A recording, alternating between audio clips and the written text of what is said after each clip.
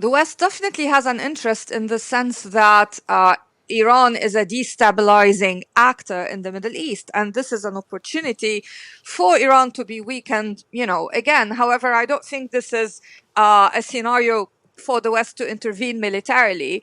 I think the West should just emphasize that the only way out of this conflict is ultimately by implementing UN Security Council Resolution 2254, which is about political transition in Syria, but recognizing that there are, pragmatic actors with political ambitions who basically want to be at the table when these negotiations happen. Let's change tack now to Syria. President Assad there has said he will crush the Islamist rebel group that has seized control of Aleppo in the north of the country as troops backed by Russian airstrikes fought back on Sunday.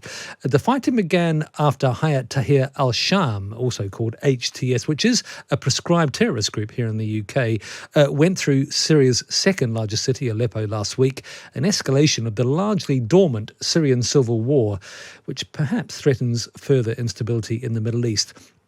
Dr. Lina Khatib is director of the SOAS Middle East Institute, former director of the Middle East and North Africa at Chatham House. She's with me now.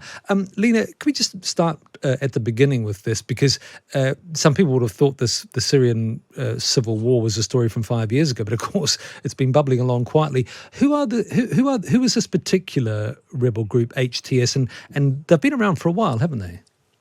Yeah, they have been around in different iterations since 2012. We have to remember that just because the media have not been covering the Syrian conflict as prominently over the past few years does not mean that the conflict was lying dormant. In fact, Assad forces and Russian forces and Iran had been involved in the conflict quite actively, with continuing bombing by Russian airplanes and the Syrian regime of areas in the northwest.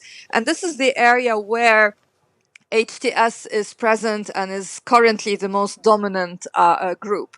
The group emerged in 2012 originally as an affiliate of Al-Qaeda. But later, a few years down the line, it severed ties with Al-Qaeda. It changed its name from Nusra Front to HTS, which is in Arabic Hayat Tahrir al-Sham. And actually, it started fighting Al-Qaeda and later fighting ISIS. In fact, the two groups for a while were in competition with one another. But HTS, unlike ISIS, is not just a jihadist group. It's a group that is very pragmatic politically. It's a group that wants to be part of any solution regarding ending the Syrian conflict and governing Syria, which is why it is conducting this campaign right now. So the fighting has been going on, even though I wasn't particularly paying attention to it. What's happened in the last month or so that HTS has suddenly been able to seize ground?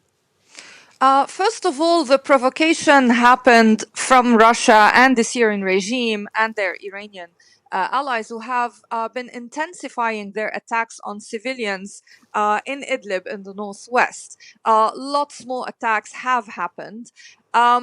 But at the same time, we have to look at the big regional picture in which Iran and its proxies have been significantly weakened due to the domino effect of the war on Gaza that later, of course, led to Hezbollah in Lebanon being involved. And Hezbollah recently had to sign a ceasefire agreement with Israel. And Israel has largely prevailed in this war with Hezbollah. It has weakened Hezbollah significantly, and in turn, this means weakening of Iran's influence in the region.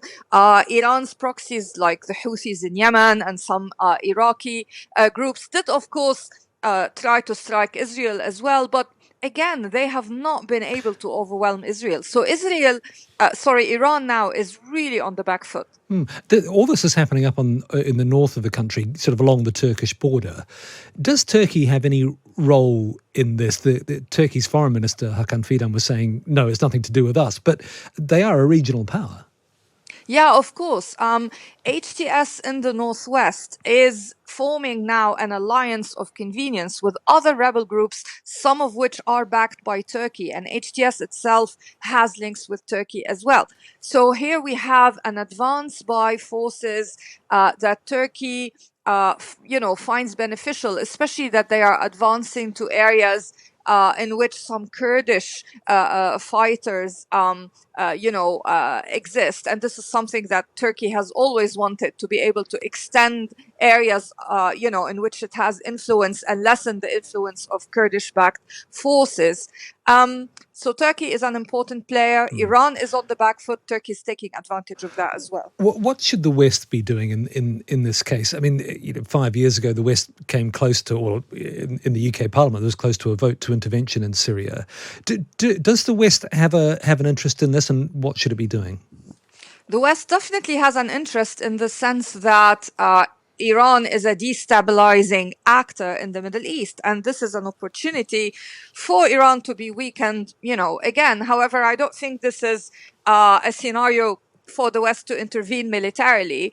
I think the West should just emphasize that the only way out of this conflict is ultimately by implementing UN Security Council Resolution 2254, which is about political transition in Syria, but recognizing that there are, pragmatic actors with political ambitions who basically want to be at the table when these negotiations happen. Thank you very much, Dr. Lina Khatib, talking about what's happening in Syria there. This is Dominic O'Connor. You're listening to The Times at 1. Do get in touch about any of the stories you've heard us talking about so far. You can text us on 87222. Start your message with the word Times. Tweet us. The hashtag is Times Radio. You can WhatsApp us, of course, on 0333 003 2353. Coming up, house prices are on the up despite mortgage rates remaining high. Good news for homeowners. We'll find out exactly what's going on. And if you took out a car finance deal between 2015 and 2021, you could be owed compensation. But there are still some obstacles in the way. This is Dominic O'Connell, Times Radio.